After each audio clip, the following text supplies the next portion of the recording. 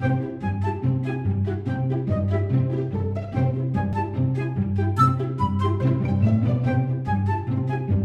everyone, welcome to my craft room. I have got a super duper easy, super cool project for you guys today. All you need are some knobs. I got these are drawer pulls. I got these from Michael's in the $1.50 bin. And I've also picked some up similar to this from IKEA, but I'm going to use these brown ones. And there's 4 of them. I took all the hardware out of them, all the screws and everything. I just want them just like that, just plain.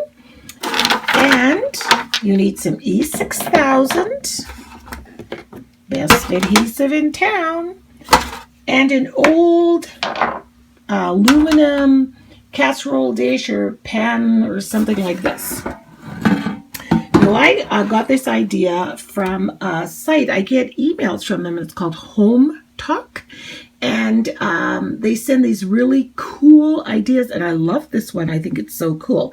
Now, let me tell you a little bit of history about this pot. My neighbors used to live across the street, John and Betty, and he worked for a restaurant supply store. And I used to bake so much for my kids, and so he gave me this as a big baking dish. And I used to make rhubarb cake in it, apple dump cake, all kinds of cake. I mean, this thing, look at it. You can tell it's been used a ton.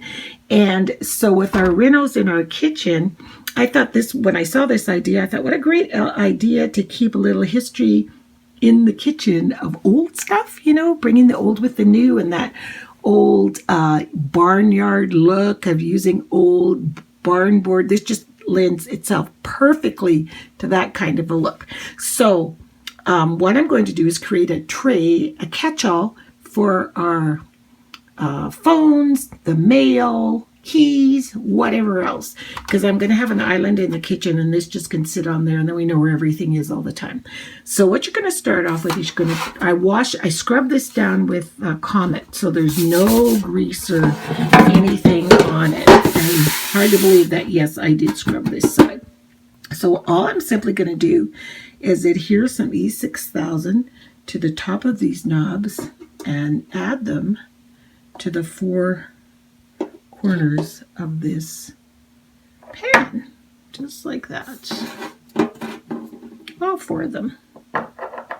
And I'll be back once they dry. So while I'm letting the legs dry, I was thinking of some way I could soften the inside of the pan and using something old and vintage to keep in that same look. So I found this in my stash. I have no idea what it is. It's like an old pram blanket. That's what it looks like, but it was ripped up and torn, you see, but I cut out the measurements that I needed for the pans. I hope this is right because the legs aren't dry. And then I'm going to repurpose this lace and glue it all the way around there.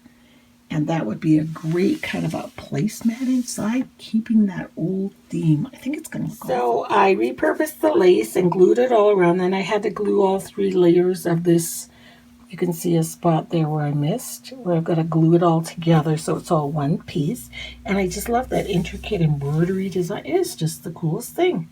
And then I cut out 3 tiny pieces of felt for the feet so it won't scratch anything. So here's your finished tray with all its dents and character and history. And then I put that vintage little pad in here, which I love. I just searched through my stash and I just happen to have that in there. So it's all stained up from before. And then there's the little legs. And I put felt, you can see the little felt dots, so it's just nice and smooth and won't scratch on anything. Love it. A repurposed old pan into a tray. Isn't that cool? Love it. So I will put the link to that email that I get all the time in the description box. It's called Home Talk. I don't know how I started getting it, but I love it, and it's just, there's been so many cool projects that just are wonderful. So thanks a lot for watching and give this a try. Bye.